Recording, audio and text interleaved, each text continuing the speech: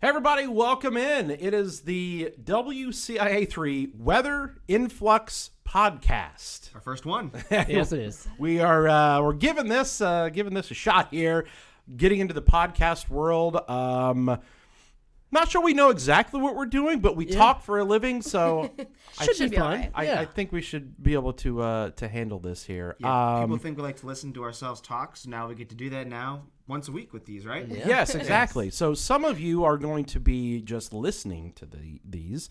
Some of you are watching these, and so it's kind of a video podcast too. But obviously, if you're on your Apple podcast, you're obviously just going to be listening to it. But if on WCIA.com and on our news and weather app, you're going to be able to find the video version of this too. So if you want to see our smiling faces,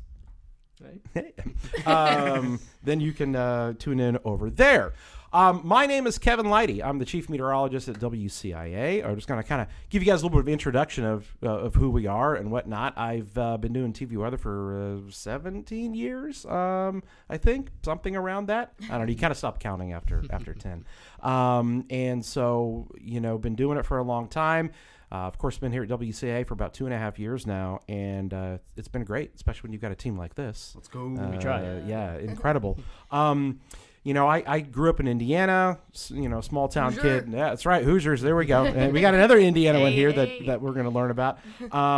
But always loved weather since I was a kid. I was actually a weather watcher for Judy Fraser back in the day, and that's going way back.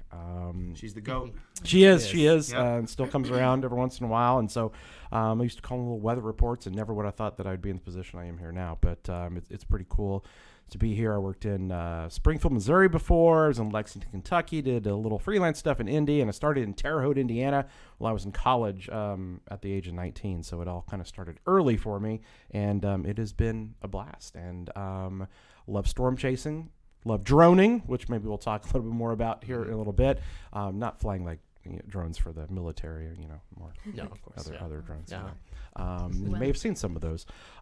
So again, we want to just kind of get things going here and learn about everybody. Adam, let's go over to you and tell us a little bit about yourself. Introduce yourself to the viewers and listeners. So I'm meteorologist Adam Claiborne. I'm the morning meteorologist. You'll catch me at 5 a.m. to 8 a.m. Monday through Friday. Shows go from 5 to 7 on WCIA. We're on WCIX from 7 to 8 a.m. Went to Florida State University when I was younger. Graduated from there with a bachelor's in meteorology and have had my first job in Michigan, in Alpena, Michigan. Very tiny town, almost at the bottom of the TV markets. It's about right up here. Right up there, yeah. For those You of Michigan people in your Michiganders. hands. Yeah, and- Yep. right up there. So Again, you would have to visually see this. True, For those of yeah. you Yes. audio Yeah. podcast, they just put their hand up to show what Michigan looks like When you're because from that's Michigan, their thing. That's what you do. Put your hand up, make the mitten, point. So had a blast up there. Really enjoyed myself. Got back into winter weather, which that was something that I was not able to really enjoy a lot of when we moved from Minneapolis when I was younger down to Alabama.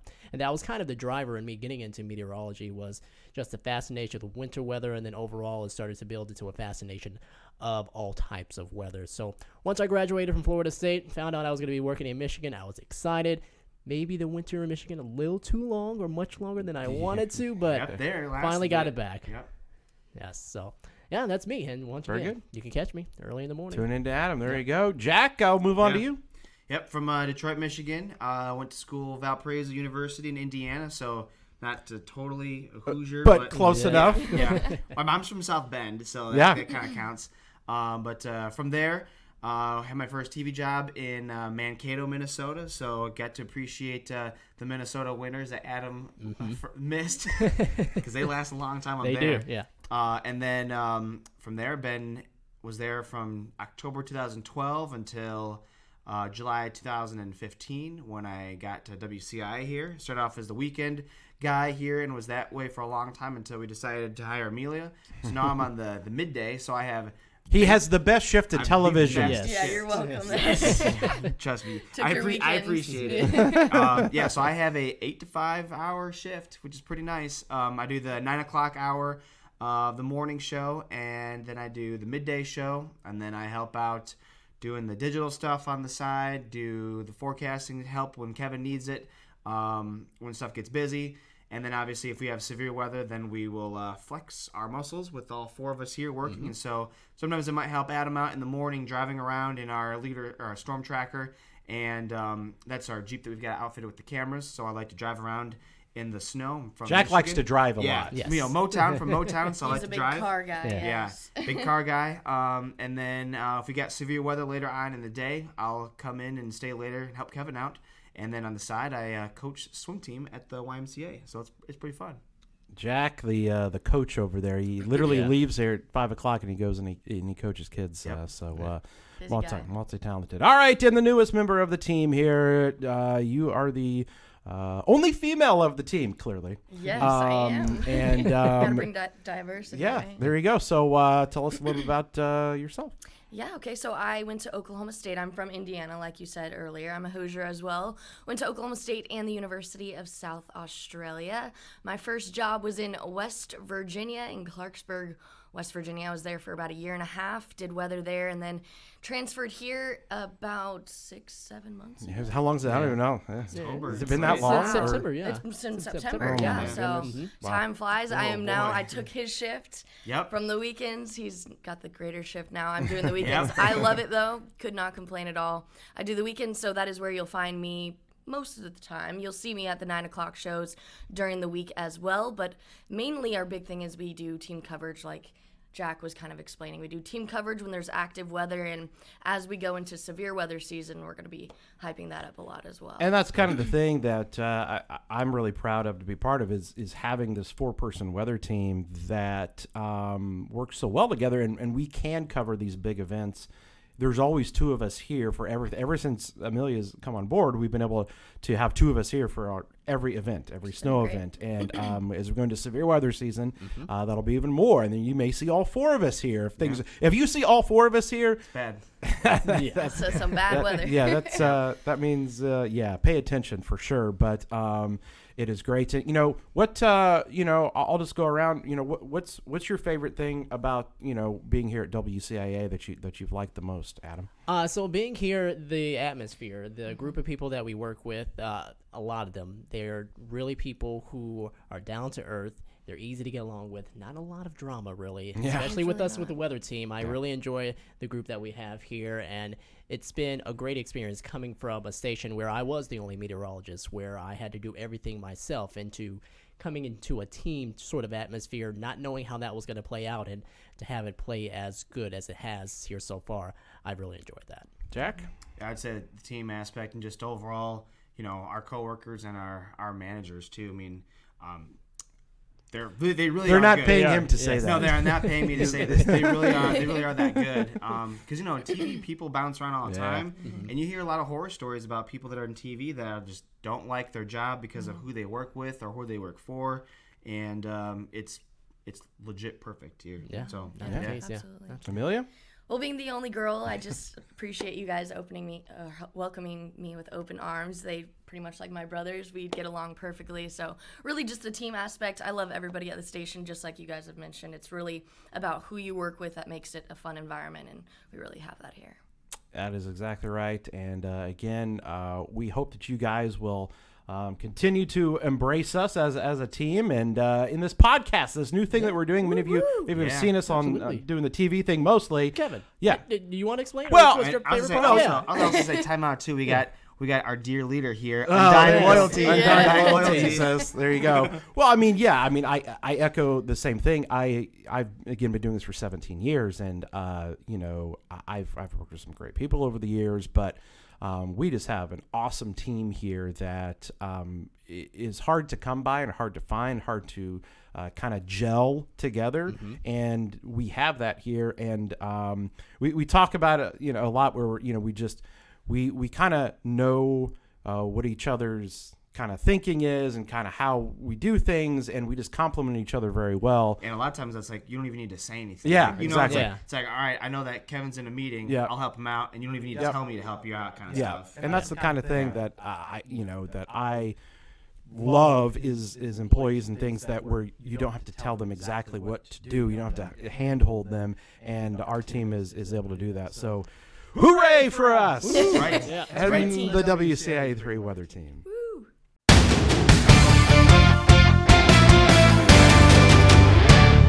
going to switch gears a little bit. Talk a little bit about some of the tools we use. You know, you heard all about us, but we're only as good as the tools we have at our disposal, and we're pretty proud about some of the things that we have here. And Jack, you probably drive the new Storm Tracker the most. more than anybody. She handles pretty well in the snow. I say that. Yep. So I usually drive that in the wintertime when we have our snowstorms.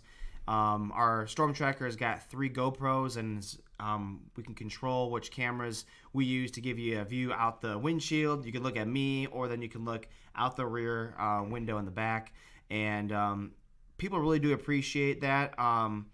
With the GoPros, the way they're set up, it's a very wide angle, so it does look like I'm flying down the road. But usually I'm out in this thing because the weather is bad, so I can never drive fast in it. So I don't know why we get the complaints. I was going to say, so we do, and let's talk a little bit about that. Sure. I mean, because, you know, we get, you know, a lot of feedback from people, you know, saying, why are you out there, you know, on the roads when the weather is bad? But there's a reason we're doing it, and we're putting somebody in there that is one of the most experienced drivers that, you know, he drives a lot. He's driven a lot. And he's from Michigan. Come on. He knows how to drive in it. So, you know, we get that, but we're out there because people actually do want us out there, and they find it as a great service to not have to force people to go out. And then there's this once last year when we were in a winter storm where we were up in Ford County, actually, and we were able to go across one highway where you can completely tell that it was covered in snow, and we were able to kind of finagle around it, but it gives the viewer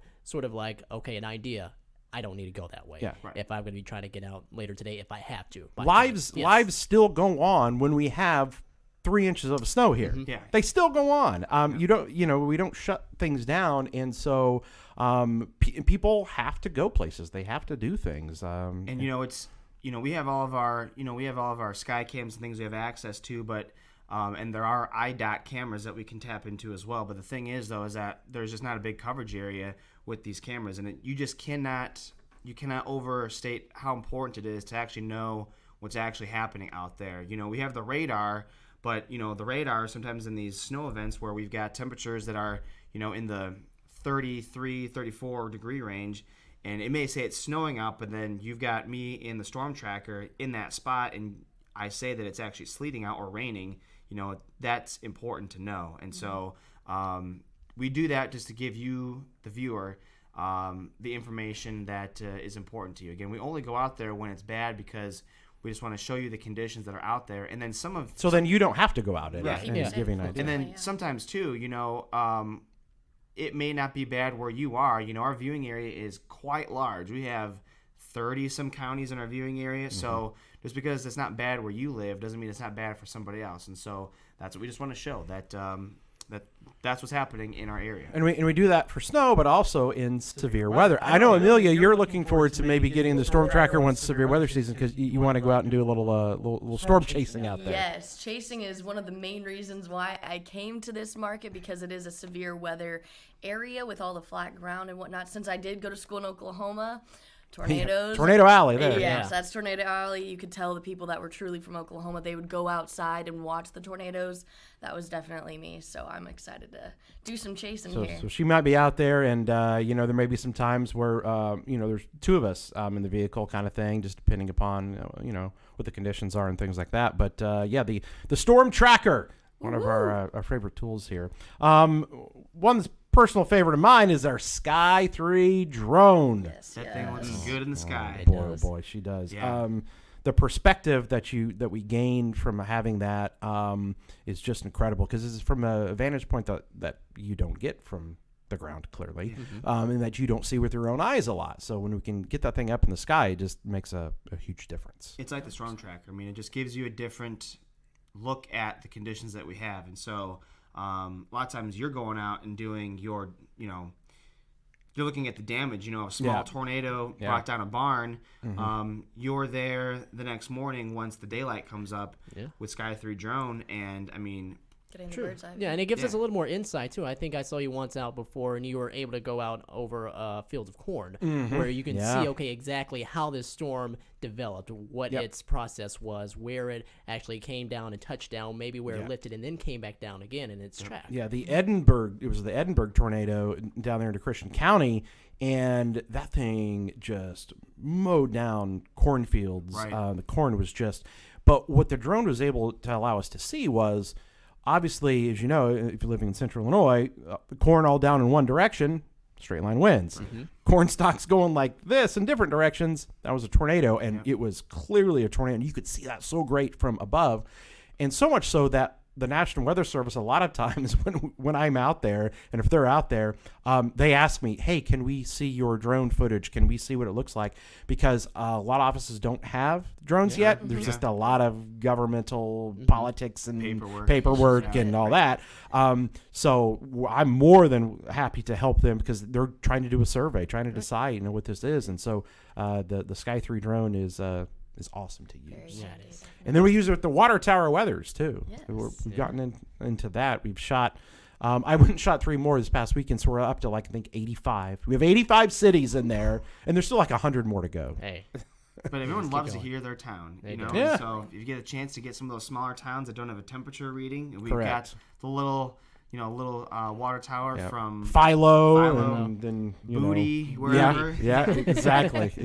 We've got them on. So more to come here as the season kind of moves on. But just some of our little unique tools that we have here at WCIA, and we're going to hope to continue to bring you those throughout the upcoming severe weather season. I would also add too, before we go to the next segment, though, is that it's not really anything that you can see, but it is. We have a switcher in our weather center, and so that allows us to actually take the broadcast signal and put that over Facebook Live and then stream it to the app and to the website. It's the same thing all at the same time, so you can look at things across multiple screens, or if you lose a screen, if you've got satellite in the rain. And then you can watch us live streaming on your phone or on your computer if you have the ability to, and that's one of the things that we're fast at doing when it comes to severe weather. We boot that stuff up really fast, and because again, not everybody can always watch us on TV, and so our passing around information is the thing that we have to do.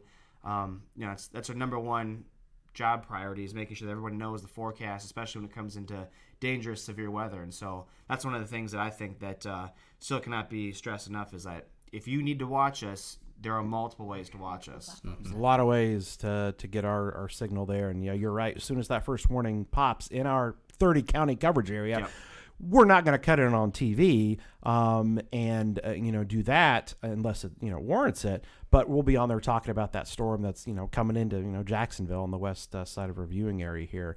And tune into future podcasts, and I'm sure this is going to come up at some point, and it'll be the podcast where we talk about viewer complaints for cutting into your TV program. We don't have the time to get into that one this time, but you'll want to tune in to that, and because that'll be an interesting Alabama Crimson Tide fans are still pretty salty about that. Yep. The Taylorville tornado. That will be a future podcast. So there is your tease to tune back in if you think that you haven't heard. We'll be very open, upfront, and honest, and hopefully our bosses will allow us to keep our jobs after that. That's podcast. right. That's Definitely. all we're going to say.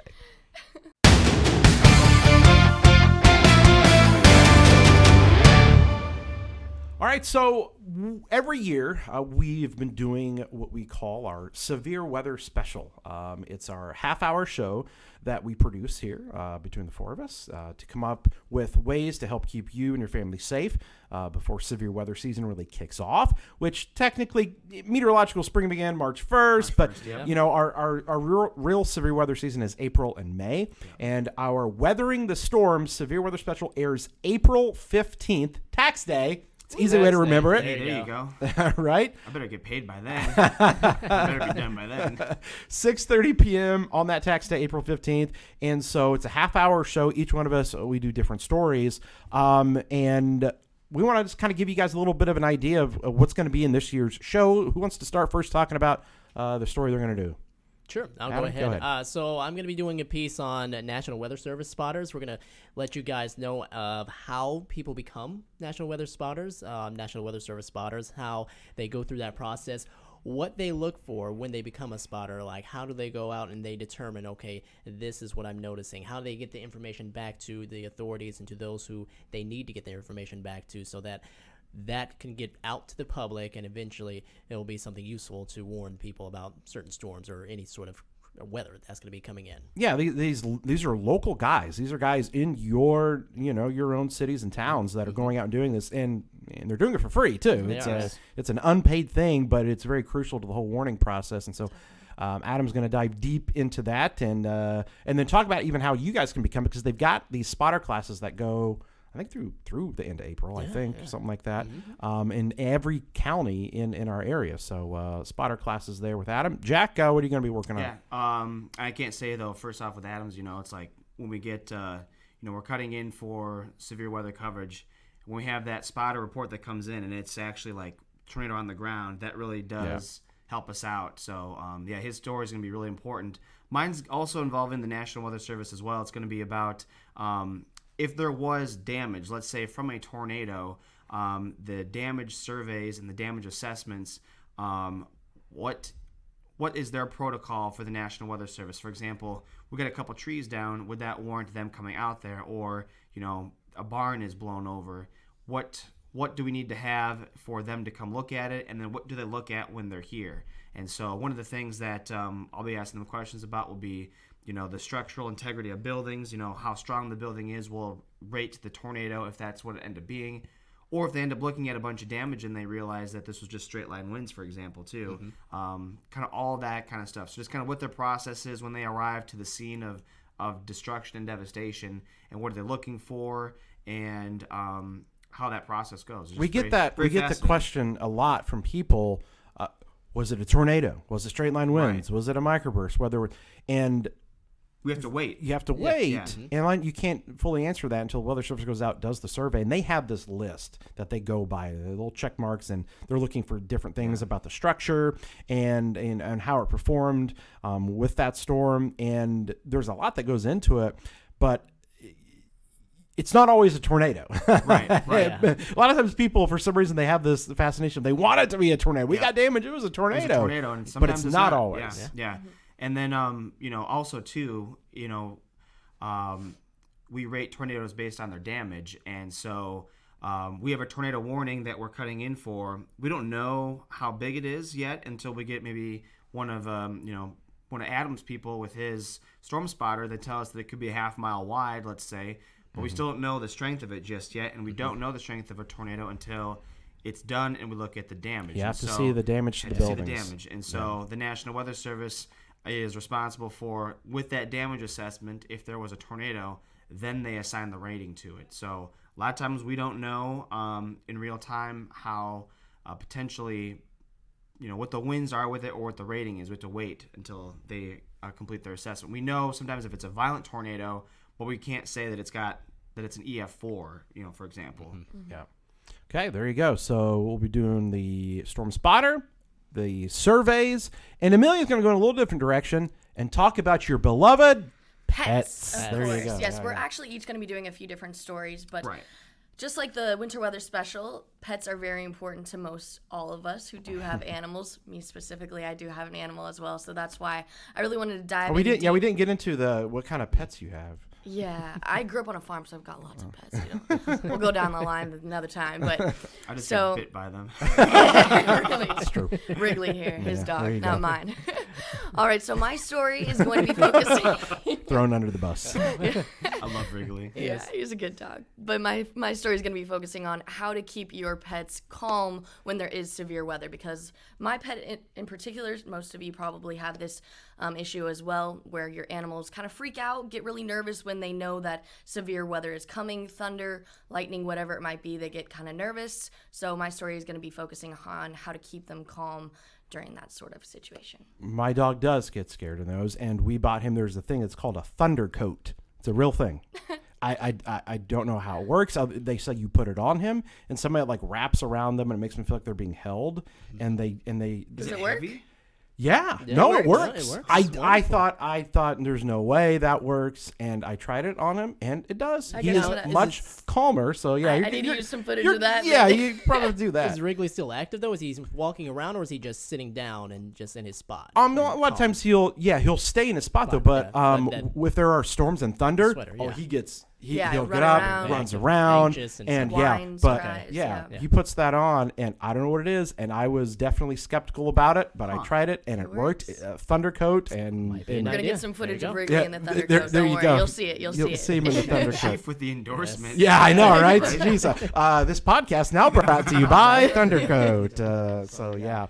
All right. So one of the stories I'm going to do is it's kind of a basic one, but it's one that I think that a lot of you guys will be able to take something from and learn from, because you see us on the air all the time. We're doing severe weather coverage, and the thing that's on the screen the most of the time is the radar.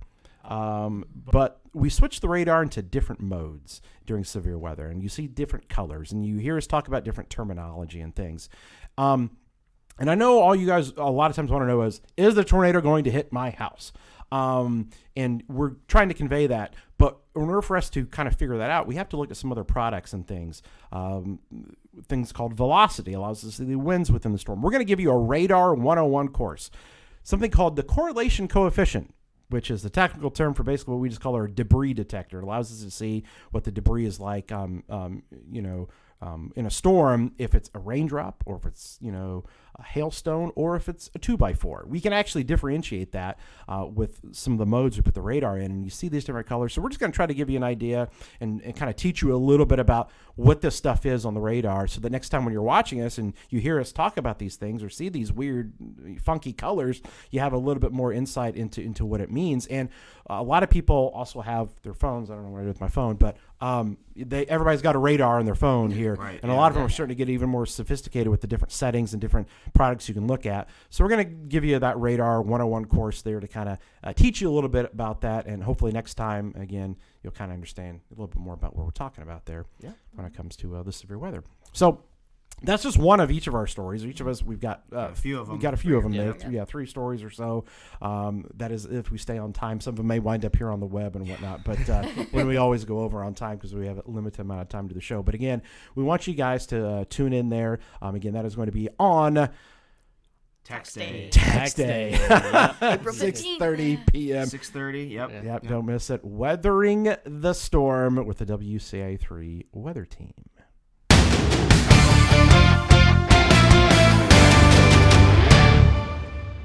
All right, guys, that's gonna almost kind of wrap things up for us here. Our first one in the books. Yes. Oh my Yes, goodness, yes. exciting. Adam, as we kind of embark on this new adventure in this new realm of podcasting, what are you looking forward to most us being able to kind of get out of this? I'm sure the audience is able to see a lot of our personality on TV, but just to be able to share a little more of that with them, being able to be a little more free, talk about subjects that we don't often talk about. Sometimes it may not always just be about weather that we're talking about here on this podcast. So just to kind of go through some of the certain items and the topics of the day, and of course the weather items that are happening here, and to really share that and our opinions and just let them know a little more about ourselves. I like that. Yeah. Jack? I'd definitely say that, we only have 3 minutes to give a full forecast. And so it'd be really cool to get more of like long form information out there. And we could do stuff that we can't really talk about, on TV. And what I mean by that is that, we have to do the forecast. If we wanted to have somebody come from the National Weather Service and talk about any topic that we wanted to do, we can't normally do that. And so now we get the option to do that here. And so it'll just be allowing us to kind of just flex our creative muscles with a lot of ideas that we have and things that we want to have you, the viewer, know about in our area too. And so it's just going to be kind of cool to have a bunch of essentially unlimited time to talk about different weather subjects or people that are in weather, whether it's from the National Weather Service or maybe over at the U of I. Whatever we want to do, we can bring them on and talk about stuff. It'll be really fun. Yep. And another thing is, a lot of you have questions that we aren't really able to answer in full depth. This is kind of an aspect where we're going to be able to answer any questions you have in more full extent. So that aspect is going to be really great with this podcast as well. Just like Adam said, you guys get to feel our personalities a little bit more. Jack was saying we only have 3 minutes on air for our full forecast, so you'll be able to get to know who we are really outside of just on screen. Yeah, that's a great point, and I'll just kind of double down on everything they've said. It is your chance to really pull back the curtain on us, and instead of that short forecast that you get, and we're probably going to be a little bit more opinionated on these, and go into some discussions about stuff, and there may be some times maybe we disagree on some things, or we may disagree with some of the guests that we have. But I'm looking forward to bringing in guests, to be able to come in here and talk about things, whatever is relevant at that time, and the topics that are there. And so just real exciting to kind of get into this and try something different, and have some fun with it too along the way. And I do like what Amelia was saying. Maybe one of our segments does become, hey, these are the viewer questions that we've got, and then we kind of go into those. And so that may become just a regular part of the segments that we do in the podcast here. But guys, I'm looking forward to it. Yep. Yes. It's going to be fun. How often, Kevin? We're gonna do them each week. Yeah. We're gonna do them each week. So once a week, and we're gonna try to get together. The other thing that I like about this too, we all four get to come together. There's rare times when we're all four here. A lot of times at the same time, different schedules and all that. So we're gonna get to come don't together. see Adam very much. Yeah, we don't see Adam very Yeah, often. just get to see Adam. That morning show. Yeah. We're not early risers. No, Kevin and I no, are. yeah, We're you'll- on the evening shift, That's so right. we try to stay away from the morning. And I bridge the gap, but yeah, I mean, it's just, Yeah. He sees us all, but Yeah, because he's the 8 to 5er. So there you go. banking hours. Yeah, there you go. All right, guys, that's going to wrap it up. It's our first one, the Weather Influx podcast. Thanks so much for joining us. We've had a great time with you. We hope that you will tune in for episode 2 of the WCIA 3 Weather Influx podcast. I hope you guys all have a great rest of your week.